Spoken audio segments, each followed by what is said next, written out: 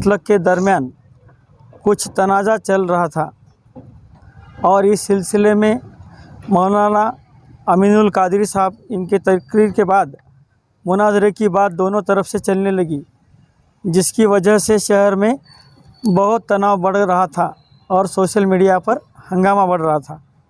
इसी सिलसिले में आज दोनों तरफ के लोगों को पुलिस डिपार्टमेंट की तरफ से बुलाया गया और लॉ एंड ऑर्डर की बिगड़ती सूरत हाल को सामने रखते हुए दोनों तरफ के लोगों को इस बात पर पाबंद किया गया है कि वो हरगिज़ मुनाजरा ना करे, क्योंकि इससे इस शहर का अमन व अमान बिगड़ सकता है।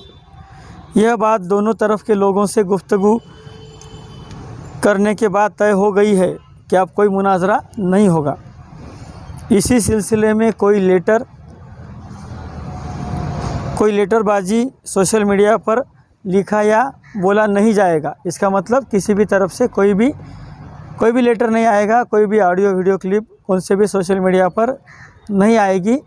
और उसी के चलते दोनों तबके के लोगों के जो नुमाइंदे हैं वो भी इसका पूरा ख्याल रखें कि इसके लिए पाबंद लगा दिया गया है।